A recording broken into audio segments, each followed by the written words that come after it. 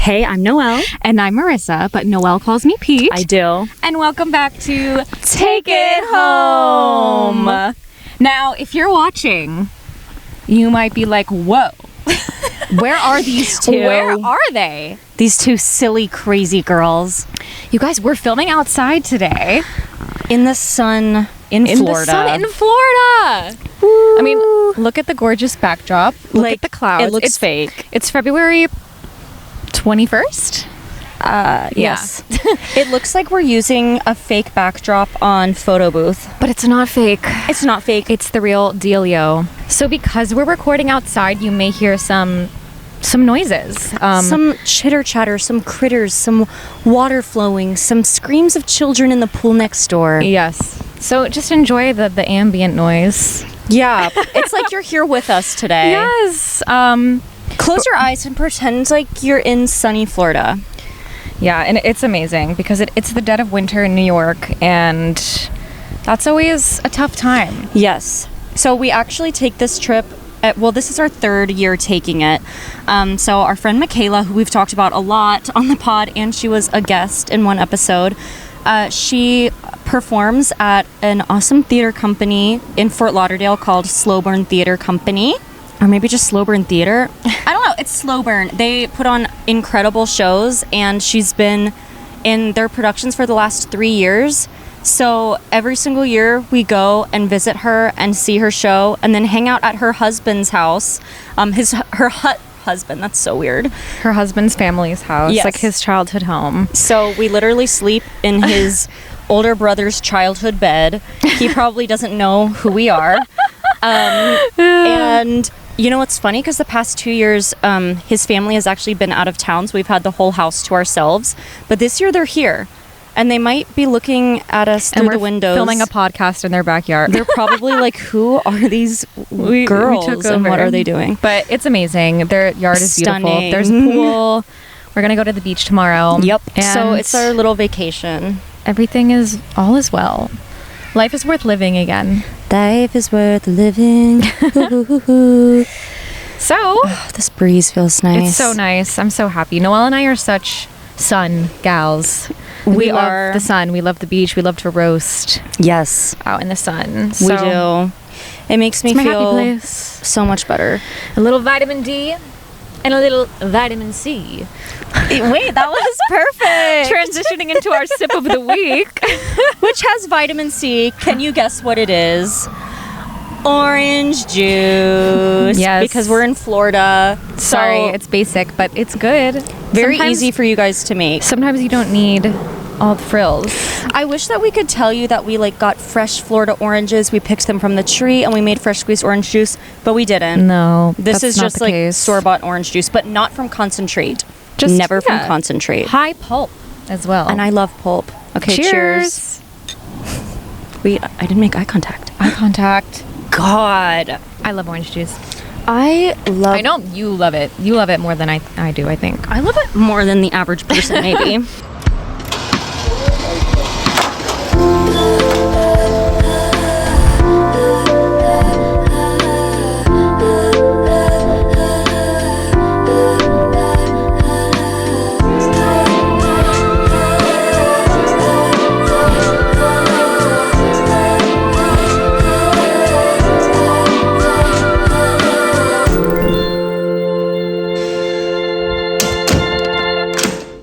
Smile of the week, smile, smile of the week. Smile of the week, smile, smile of the week. I didn't even think about what mine was going to be. Same. Now that the moment has arrived. But I have many. Yeah. So that's awesome. Which one? I'll go first. Okay. And I feel like you might be thinking about this one as well. Okay. I mean, it's obvious that one smile is that we're in Florida in the sunshine, sitting next to a pool, and tomorrow we're going to the beach. But I want to say, we had incredible thrifting luck yesterday. It was so fun. I wasn't expecting to get anything. You know, me and Pete were honestly like, we need to spend $0 on this trip because... and of course, the first thing we do is shop. Yep. But God, it's hard to pass up a thrift. I will say, you guys, I bought like hundreds of dollars worth of stuff for $53. I got 2 pairs of Levi jeans, a pair of Cynthia Rowley shoes for $10. We went to the Goodwill. And it was like beautiful and clean, and there was so much good stuff in there. That's what I'm talking about with suburban Goodwill, like a little thrift. It was suburban store. Amazing. And I also got a Ralph Lauren shirt. I got 2 other cute ass shirts. And yeah, it was all for $50. And it's crazy because that would have been expensive if it wasn't thrifted. And I wasn't expecting to get anything. I was just like, I'll look around. But then I started seeing things that I've actually been talking about that I need. Like, I really have been needing new jeans. And I was like, I'll just look. Yeah, got 2 pairs of jeans. They were each $8 for Levi's. Crazy. And they fit me perfectly. So cute. So that's my smile. And then we went to an antique shop after. And I didn't get anything there, but I was obsessed with everything. I love antique stores. So many cute plates and teacups. So many beautiful things. So cute. So yeah, my smile was having incredible thrifting luck. And we're thrifting again on Monday at different thrift shops in Florida. So we'll see. We'll see what happens. Yeah.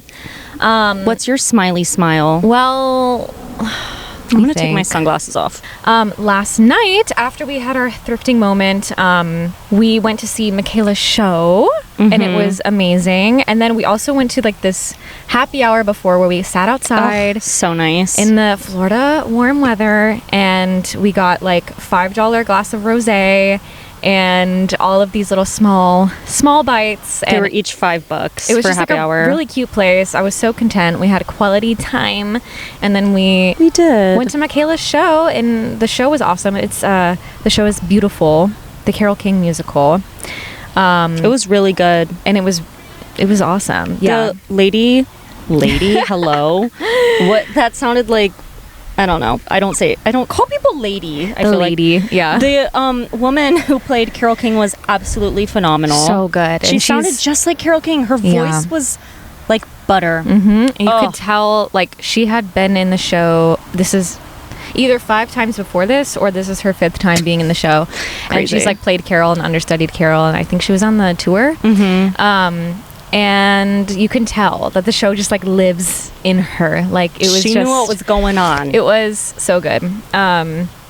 So yeah, that's my smile, and just like being here in Florida and what we have to look forward to today. Also, like, I love that we're doing a podcast episode here. We weren't planning on doing this, but we had a really long week last week. I wasn't feeling well, and I was like, maybe we postpone to like tomorrow.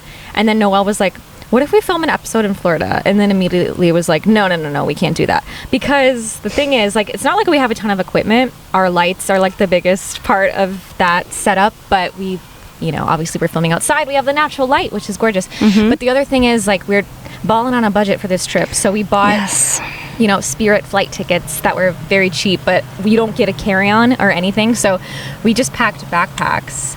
Yep. And I was like, backpacking to Florida. I was like, I don't know if we're going to be able to fit our stuff, but we made it work. I was like, you know what? No, I want to film an episode in Florida.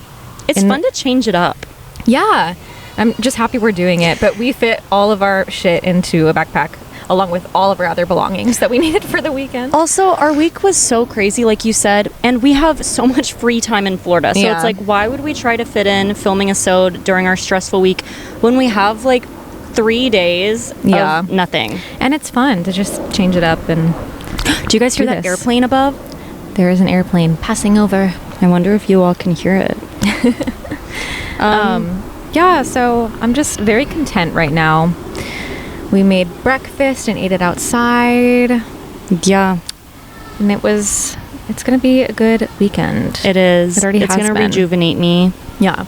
It's a nice reset for the middle of winter. Yeah. So you guys, what are we talking about today, Pete? We are talking about a little thing called birthday depression. And guess what? If you're listening to this episode on March 5th, then it is Pete's birthday. That is true. So we're going to sing happy birthday to her. Oh my gosh. Happy birthday to you. Happy birthday to you. Happy birthday, dear Pete. Happy birthday to you. Thank you. Wait, what is that from Sing? It's like, thank you, Grandpa. Happy birthday, dear Grandpa. But yes, thanks. this episode comes out on Pete's birthday, the day that we're filming today. It's 28. not her birthday, but it comes out. So if you're friends with Pete and you're listening on March 5th, or if you're listening after March 5th and you didn't wish her a happy birthday, go back and say happy belated. What is wrong with you? So we thought this would be a good topic just because of the birthday theme, and it's something that we've both struggled with in the past. I will say that this year I'm not really feeling depressed about my birthday. Good. I just feel kind of like very neutral about it. I'm like, okay, another year. I have amazing people in my life. I don't even know how I'm going to spend it yet, but I will be there doing whatever Pete wants to do. We will see. Yes. But yeah, I'm not really feeling anything, at least right now. It might creep up, but I know that you struggled with it a lot this past year for your birthday in December. It was like embarrassing. Do you want to I've definitely felt that in the past. I think I felt nervous about my birthday last year, and then I ended up having a great birthday because my family came to visit, but I was just like, the thing is, there's a lot of pressure around birthdays, to make it this perfect day, and it's a day that's all about you. And I also think it's in our brains, it's like, all right, who's going to show up for me today? How many people can I count around the dinner table? Or like, who's going to wish me a happy birthday? Who's not? Who's going to show up for me? Who's going to come to my party? Who's not? Like, it's anxiety inducing. It is. And it's kind of a moment to take stock of like who's in your life and like where you are in your life and the prospect of getting older and all that. But why don't you touch on some of your feelings from this past year? Because I know that it was the worst I've ever seen you. Because I know that it was really bad. I know that you struggled with it in the past, but this past year was the worst I've ever seen it for you. I was like, she ain't not being herself. I was not okay. I was like low-key not okay for like 3 weeks leading up to my birthday. Wow. Not 24/7 for 3 weeks, but especially the week of, I was like, I think it's a mix of a lot of things. One, I think turning 28 felt kind of scary. Like, I don't know, people in their like 50s are going to listen to this and be like, oh my gosh. But I don't know, it's like, late 20s, I'm closer to 30 than I am 25. That is weird. Whoa. So one, there's that. I think, honestly, a lot of it was midlife crisis for me. Like, something about this holiday. So my birthday is December 18th, which is exactly a week before Christmas. And so normally when I go home to Greensboro, my hometown, for the holidays, there's all these Christmas parties and stuff. And I do experience birthday depression and anxiety, like, pretty much every year a little bit. Besides, like, 1 year I can think of where I just decided to have an amazing birthday and did it somehow. But this year felt a little different. I feel like I'm like, I just turned 28 and I'm still not on Broadway and I'm still in debt, and I so one of those things was just like, okay, getting older, and I'm going back to Greensboro for all these people to be like, Noelle, what's up in New York City? And I'm like, still a tour guide and not doing what I want to do. So one, there's that, like turning another year older and feeling like I'm not where I want to be yet in life.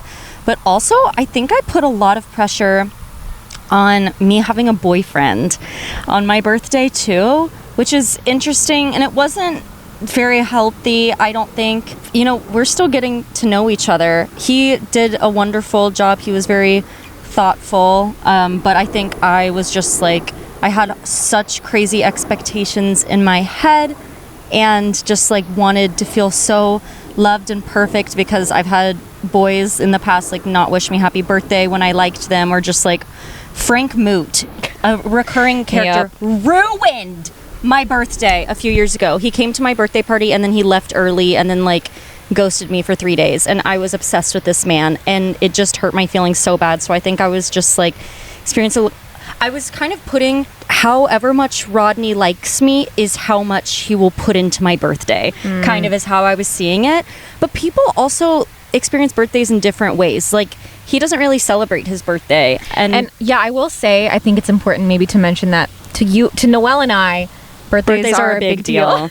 But okay, and then another thing that gets me is I think birthdays are a big deal. Like, I always try to make my friends feel special on their birthdays. Sorry if you're a friend and you haven't felt special by me. I apologize, because I do normally care about that. So I think that then in return, it's like I have these expectations, but then I don't want to ask for them, because it's like, I want people to want to celebrate with me because they want to, not because I'm like, okay, we're going out to dinner. And then I was also in a bad financial place in December, and I was like, I don't want to, like, yes, ideally I want to go out to dinner for my birthday, which I ended up anyways, because Pete took me out for my birthday, surprise, surprise, which I did not ask for. But I think I was kind of like I want to go out to dinner with my friends for my birthday, but like I can't afford to get dinner right now. And I know that my friends are going to pitch in and pay for me on my birthday, because that's what we all do for each other on our birthdays. But something felt weird about it, like asking for something that I wouldn't be able to provide myself. Like it just felt like, okay, come get dinner with me. And then inside, I know you guys are going to pay, and that's going to work out for me because I don't have the money.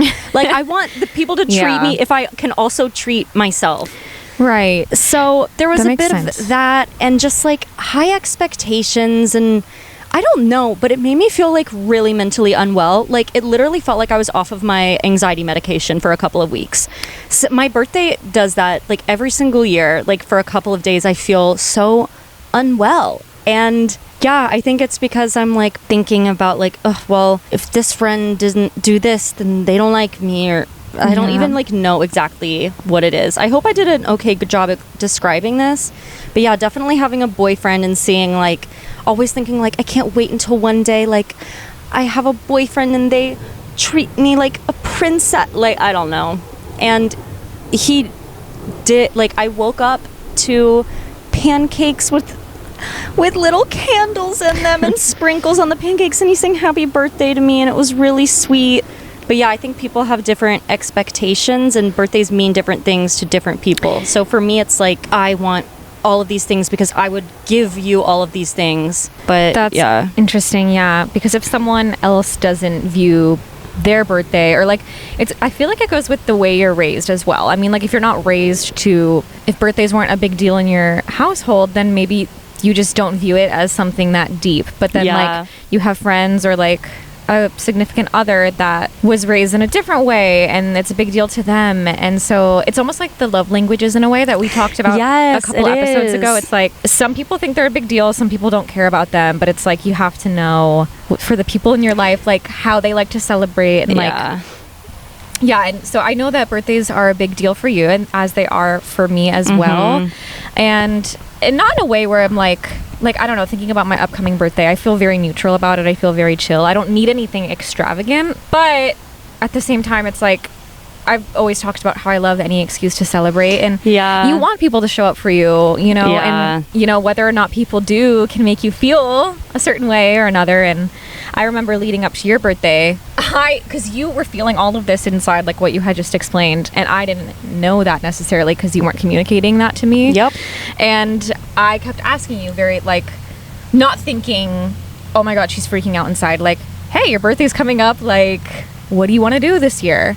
Because we usually do go out to dinner. And then there have been years in the past where you went home early and you weren't even in New York for your birthday because it's so close to Christmas. So I was like, are you going to be in town for your birthday? Like, what can we plan on doing? And you just kept saying, I don't know, I'll figure it out later, and don't plan anything around me. And I was like, well, I'm not, okay. I was like, that's fine, it's fine.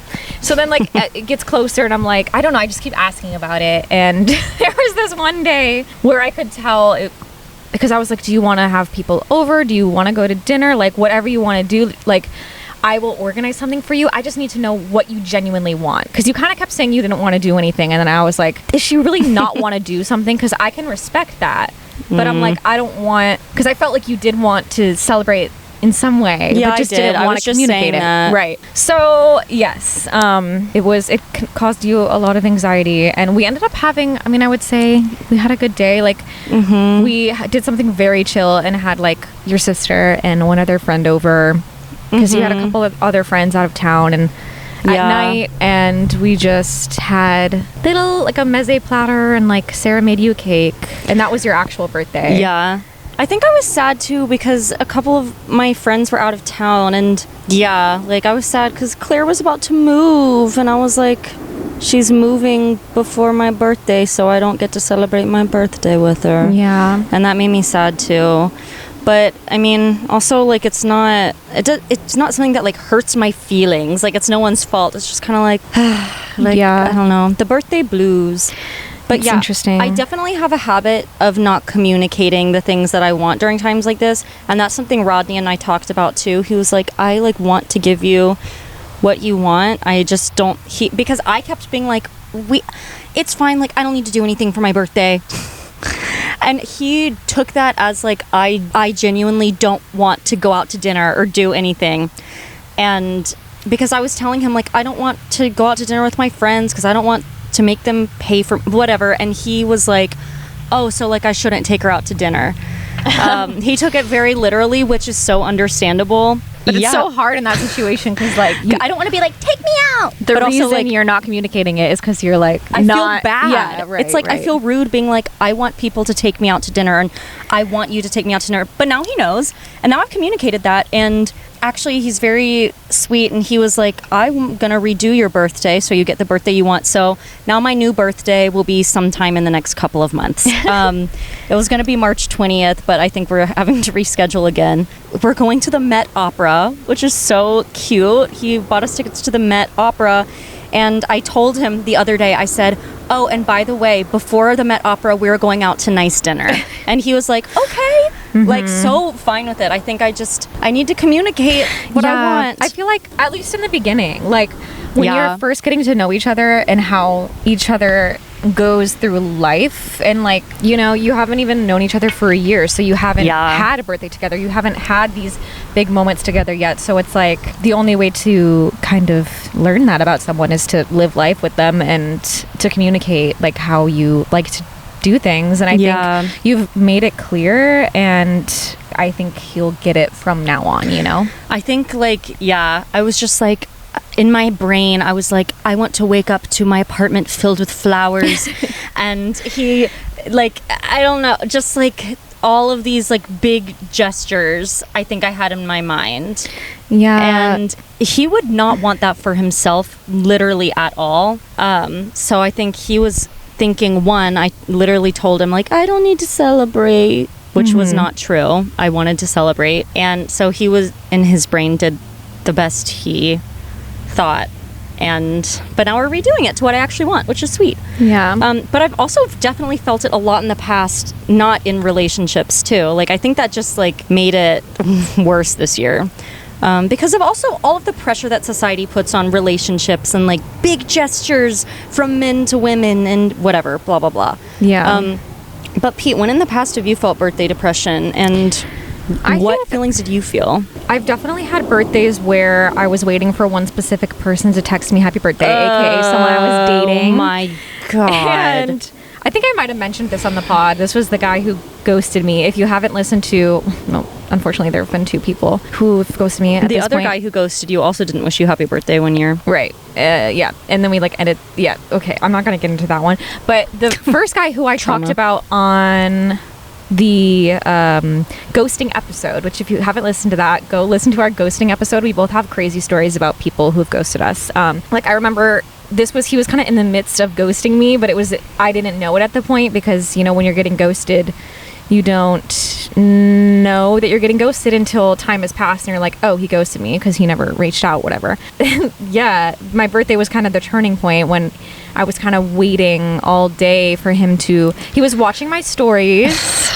And I go into more depth about this in the ghosting episode, but you know, people post stories for your birthday. That's another thing that we can talk about too, because it's less of a thing now, I feel like, to post on your story for someone's birthday, but I feel like a few years ago it was such a thing.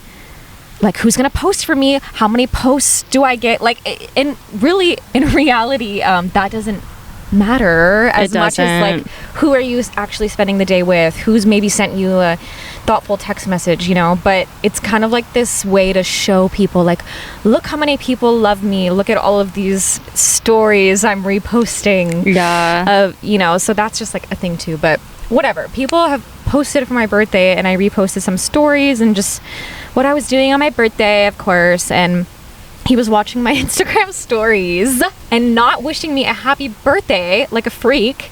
And so weird. I was trying to have a good day, and I did. I actually had a wonderful birthday that year, but in the back of my head, I was thinking, is he gonna text me all day? I was like, okay, it's noon, no text. Oh, it's 4 p.m, no text. Oh, it's 7, no text. And then, you know, it just never happened. And I remember that day I had an awesome dinner. I had so many friends show up for me that day in person, and I had a great time, and I think I was able to put it in the back of my head. But then when I got home, I was like, all right, before I go to bed, I need to say this. And I had an amazing day, but like, he did not wish me a happy birthday. And I like cried, and I was like, but I still had a good day. But and and then like something sort of similar happened the next year with a different person. Things like that. I think when I'm like dating someone, it definitely gives me, I don't know. I've always like started dating someone where it's either like my birthday's coming up or their birthday is, and it's like, how do you navigate that, especially in like the early stages? And I mean, a birthday text would be nice. That's like the bare minimum. But yeah, you wish them a happy birthday. Yeah, like come on. But that's like what comes to mind. And then also just surpassing 25 and like then on has felt a little weird every year. I think I'm like good at not letting it get to me too much, but I do feel that pressure creep in that you were talking about, of just like, okay, I'm turning 28, that's almost 30, and like, am I where I thought I would be? No, but I thought like, I'd be a lead on Broadway right now.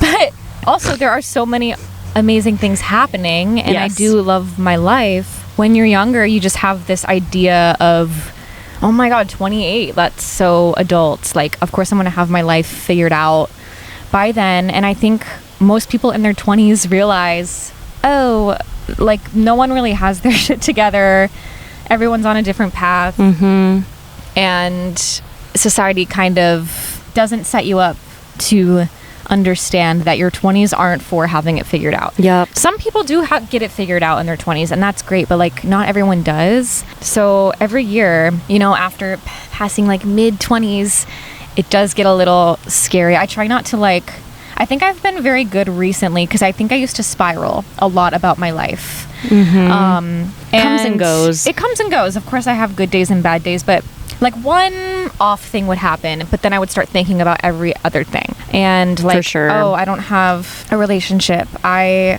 not making as much money as I want to be making. I'm not on Broadway. I blah, blah, blah. And then it just spirals into every single thing that's quote unquote wrong with my life. Well, the money and career thing always go together, which obviously that sounds like duh, but I feel like when I start spiraling about money, like I'm like, I'm short on rent. I'm like, it's if so I was easy to working, spiral. Yeah. Because they're interconnected. It's like I can't pay my rent, and I just can't, and it's because I can't get this job I want, and I'm not going to work a 9 to 5 because I need. And then I just get existential, and I start thinking about how hard I work, and like, how long am I going to have to? But okay. And I will say, I used to be like that. And of course, I have moments and days where that comes back, but I have gotten better at living in the present. I know that sounds so cliche, because everyone says like the key to happiness is living in the present moment. But one day I feel like I just realized, whoa, like I haven't been spiraling about my life as a whole as much as I used to, even though I'm still grinding. I'm still trying to get the career I want. I still am single, whatever. Nothing's really changed. It's just that I feel like all of a sudden I got better at just literally living a day at a time. And it sounds so cheesy and annoying, but like appreciating what is going well and like the little things in the day to day. I mean, that's what you have to do. Yeah, but I feel like for a while it was really hard for me to do that, or I would have to actively think about doing that. But yeah. I think I kind of hacked my brain, and like one day I woke up and realized I don't really have to actively think about that. That's just kind of what naturally comes to me. So when I do have bad days and I spiral, I'm reminded, oh, this is like not as familiar of a feeling anymore, which is good. Yeah. And everyone's allowed to have those bad days. Like you should probably have those bad days. It's healthy to have all of those feelings. But I think that the reason why I'm just not feeling as existential this year is I've just been I think I've got exhausted. I mean, that makes sense. From worrying about my life and my future. And I'm just like, well, I don't know, okay? Like, whatever happens, happens. And things are literally good. Like, things could be so much worse. And I am grateful for, like, the friends I do have and my family and our apartment and my jobs. And it's like, things have been and could be so much worse. So it's just, ow. That's why I'm not feeling too bad this year. Yeah. Well, that's good. Yeah. You know, I think birthday depression, this is maybe going to sound off topic, but I kind of see them going together for me. My birthday depression in the past, like, few years has made me realize that I don't want a big wedding, I don't think. That is so interesting that you say that. I don't know if I've related it to birthday in my head, but lately I've been thinking about weddings a lot. Not a lot, but I guess maybe for the first time I've thought about what I actually might want for my wedding. And I had the same getting married. I know, yeah. I had the same thought. I was like, I actually might want something very small and intimate and, like, different than the traditional kind of wedding. But I don't know. Same. That'll depend on who I end up with and how I am at that time. But I am not at all ready to get engaged or married, like, at all. There are so many things that need to happen for me. One thing, a goal that I've set for myself, like, when my career is finally doing well and I'm no longer working my day jobs and, you know, like, I ideally would like to live by myself for at least a year. And then I want to live with partner for a year, maybe at least, and then get engaged and married. But all of this, like, depends on my career and finances. And finances. 'Cause it's like you have to have enough money to be able to live on your own, number one. And I don't want to rely on a man either. Like, I want to make my own money. I want my career, not his. I mean, obviously I want his career as well, but, like, I want mine to be thriving. And maybe, like, we're both in a place where we're both, like, thriving and we're like, okay, like, yay, time to get married. And for me, I don't see that happening for a few years, quite honestly. Like, but even thinking about, and maybe what I want will change. Maybe maybe life will be so different. I don't know. But as of right now, I think about how fucking anxious I get on my birthdays and when things are, like, all about me.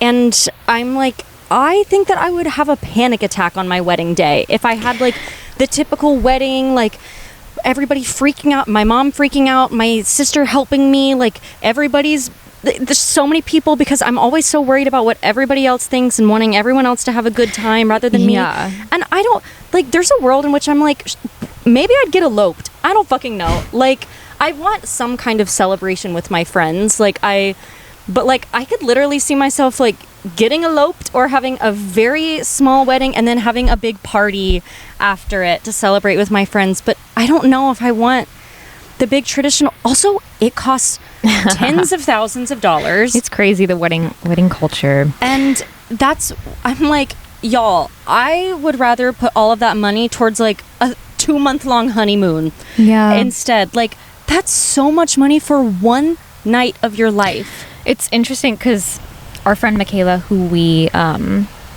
talked about, whose husband's family's house we're staying at right now, when she was on the podcast, her whole episode, because she had just gotten married, she got married in October, we talked a lot about the pressure of planning a wedding. Yes. And I mean, talk about not wanting to ask people to do things for you, like, on your birthday. A wedding is, like, times a million. Yep.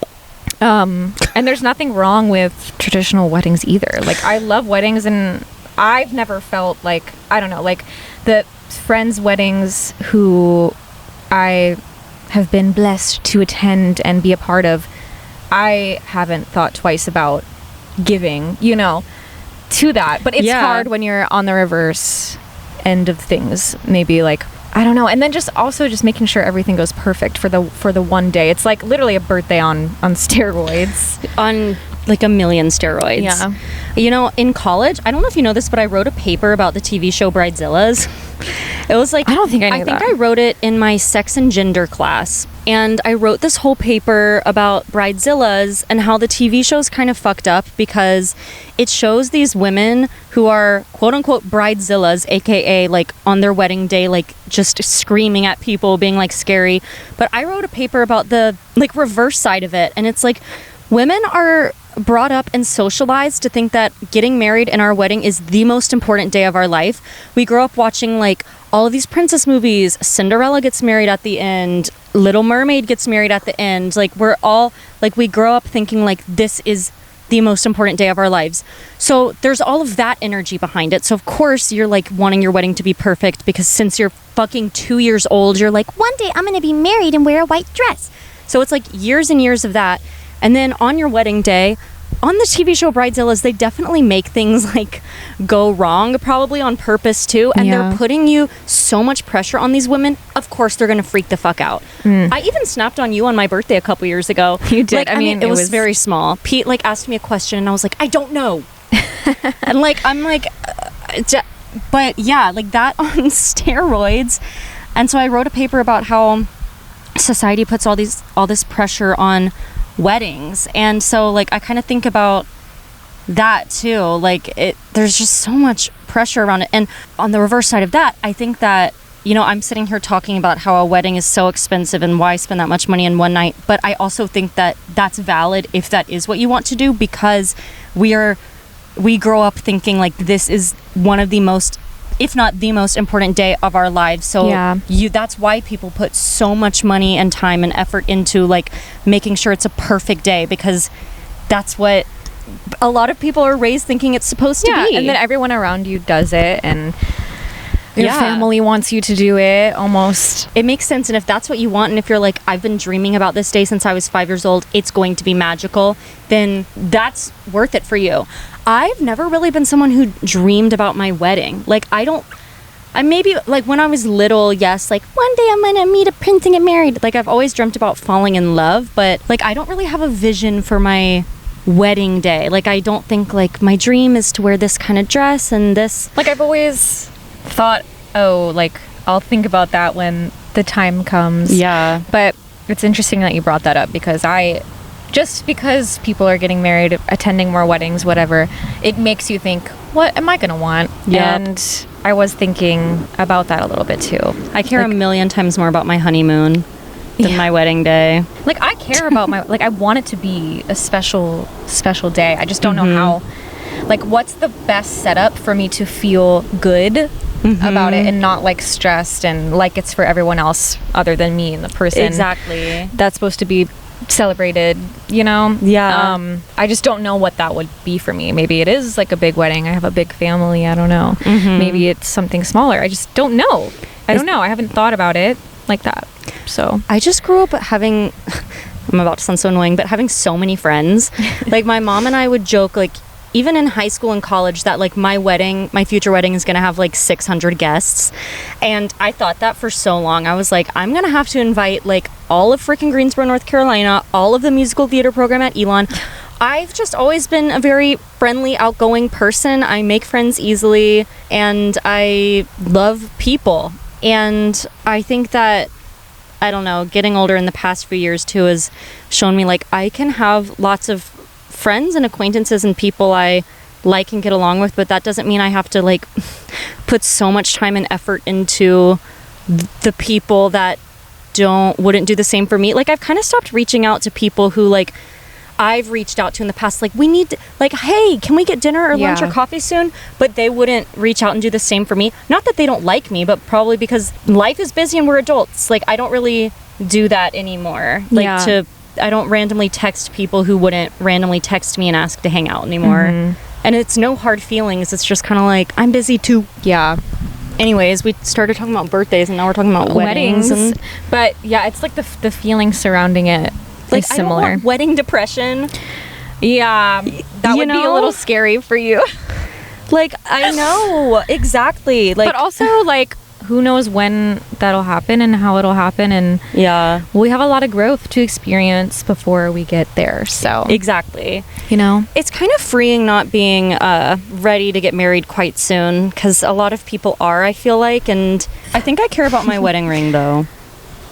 Yeah, because I'm gonna wear that every day for the rest of my life. I care about it. Like, I definitely would want that to be something that I want. Like I want it to be like what I want. Like beautiful. I don't need it to be like a rock.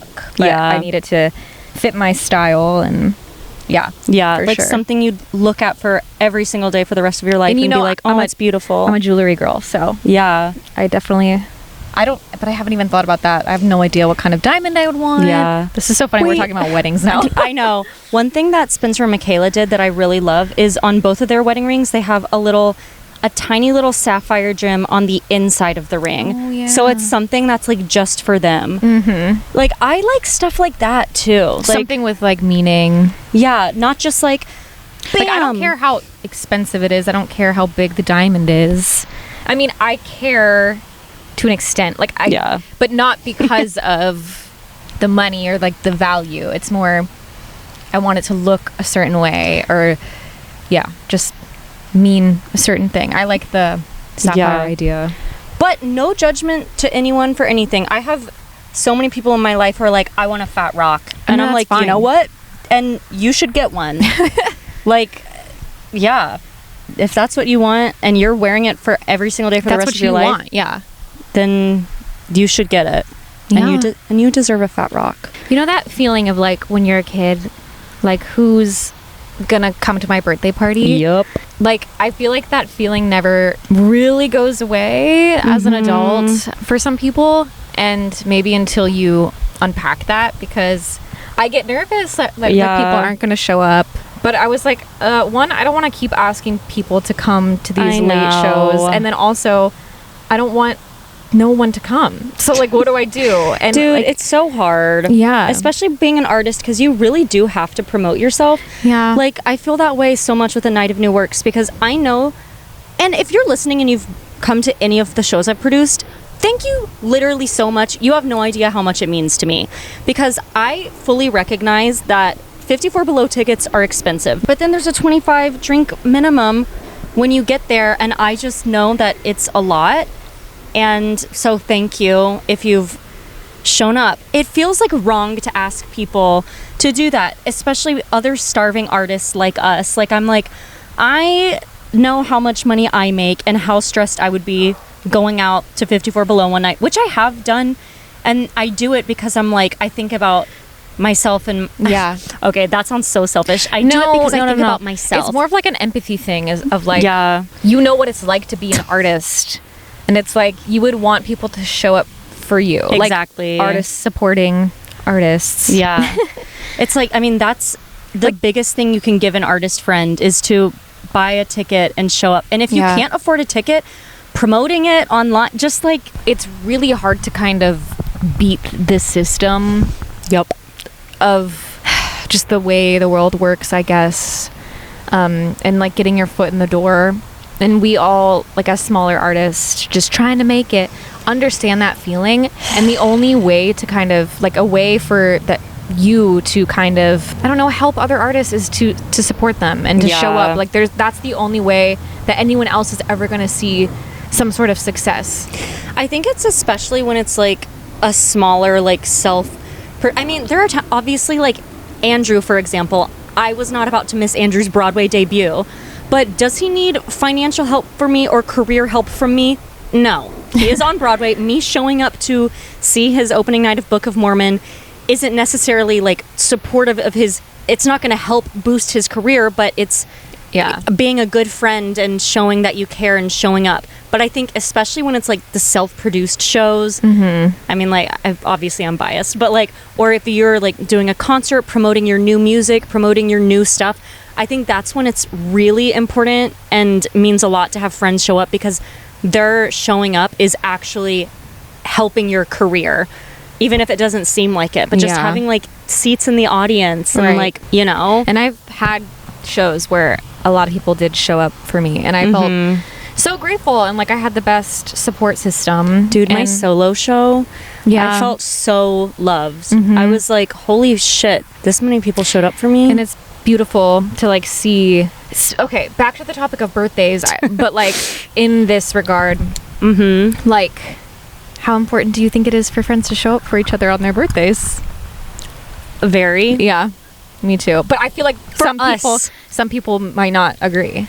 You and I used to have a friend who did not really give a hoot about birthdays. And I remember like she would text me like maybe sometimes at like 8 p.m. on my birthday and just be like, happy birthday. And I remember kind of thinking like, you're one of my literal best friends ever and you're texting me at Lizard. oh my god, a lizard. Anyway. Hello, little Zard. Is it a blue one? No, I wish. That would be awesome.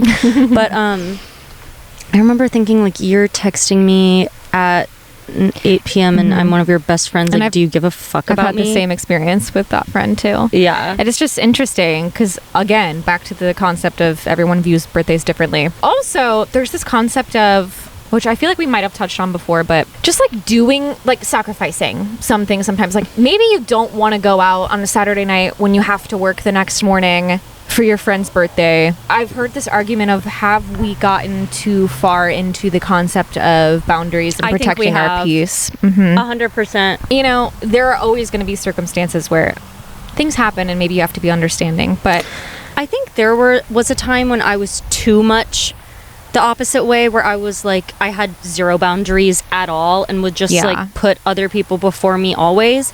But I think I found a good balance now. I do think a lot of society has gone way too far the other way though. It's like, yes, it's you. I understand you can't fill up your other people's cups unless you fill up your own cup. So like you do have to take care of yourself and, oh my god. Hey! Oh my god, Spencer's dad. I'm like, is he like, what are these two girls doing out here with microphones and headphones? podcasting in their backyard. And we didn't even tell him that we were doing this. We didn't. So Wait, I'm like embarrassed. really weird. I'm like embarrassed right now. I'm embarrassed. Okay. Okay, anyways, We're singing he's so karaoke. sweet though. Yeah, what if we're just out here like, You're like, he probably doesn't know that we have a podcast. yeah, so he's probably like, This is so funny. Anyway, anyways, wait, what was I talking about? we've gone too far into you were talking about yourself and how you used to have no boundaries and now you've found a better. Yes. But I do Balance. think a lot of people have gone too far the other way. Like, go see your friends' shows. Go stay up a few hours past your bedtime on your friend's birthday. Like, things like that. Or just if you have a friend in need. Like, I don't know. Like, I feel like I had a friend going through a breakup recently and she needed a place to stay. And I'm like, yeah, you can sleep at my apartment. Yeah. Like, it doesn't matter if I'm tired. I had an early audition the next day too. Like, sometimes things like that, you're like, yes, like, yeah. Sometimes you just have to do things for your friends and the people you love. Lost the plot. I don't know, a little bit when it comes to relationships, and like sometimes you just have to do things for others because that's what it means to maintain and have relationships in your life. Yeah. And I think, trust me, I'm all for boundaries and protecting your peace and all that for sure. But yeah, when it comes to certain things, do things for people sometimes and not to get something out of it, just because like everyone needs help sometimes. and that's like what building a community is. I think there's like a loneliness epidemic too, growing in our world with the rise of social media, and people complain about being lonely, but then they don't invest in their community, which is something that trust me, I'm not. This is like an aspect of my life I have not mastered, and I'm working on it, but one thing at a time, because I've been working on a lot of other things. But like community is something that I want to lean into more in my future. Building community and maintaining it is one of the hardest things as an adult, at least in your 20s. Like from my experience, like that's one of the hardest aspects for me personally, and that is something that I want to like learn how to do better. And I feel like I had moments of that in my life where I was really good at being a leader in the community. That sounds weird, but like with the mayor in the community. No, Dude, but I like, slowly keep getting more and more into the sun. yeah, we're almost done. Are you like sweating, dying? I'm not dying. Okay. We can almost be done, but I want to make this one last point. Like, I feel like I know that's in me because in college and in high school and when I would work at theaters, like I was always initiating plans with people, always hosting things, like always doing things. And then I remember there was this one day in college where everyone after class went to my room and I wasn't even there. And I was like hanging out with one other friend somewhere else, and then people were texting me like, where are you? Like, come hang out. Everyone was in my bedroom. And I was like, where are you? Come hang out. And they're in my bedroom. I'm like, what? That's All that so to say, funny. like, I feel like I had to neglect that part of myself for a little bit to focus on my inner self and other things, and that I do not regret at all, because I needed more boundaries. I needed to like figure out my life and my stuff. But community is important, and that means showing up for your friends on their birthdays if you can, if you're in town and you're not sick dying on your deathbed. Yeah. You know, For sure. Moral of the story is show up for people. show up for people. The take home is, Okay, one, I think if you feel birthday depression and anxiety, you're not alone. It's a very common experience. it really is. Be communicative about it. Know that you're not alone. And Look out for the people around you too, and like what maybe birthdays aren't a big deal to you, but maybe they are to others, and just be aware of what others need from you, and vice versa. Don't be afraid to ask for what you want and need from your friends. And birthdays are weird. can be a big deal, but they don't have to be. And it's like, whatever, they're weird. Whatever you want to do, it doesn't have to be as deep as society makes it. Just take things day by day, and everything will be okay. Yep. And you do you, y'all. Yeah. I'm like so hot now. Yeah. Okay. And everyone has a birthday, if that makes you feel less alone. Literally everyone, all of us. Okay, yeah, we're getting hot and we want to enjoy our pool day. Yep, time to swim. So we're gonna break this equipment down and enjoy that. But thank you for tuning in. I hope you enjoyed our special Florida episode. Florida song. And yeah, follow us at Take It Home Pod on any of the platforms, Instagram, TikTok. You can watch this on YouTube if you're not already. And we love you. do all the things. Okay, new episode every Thursday. Yay! Bye.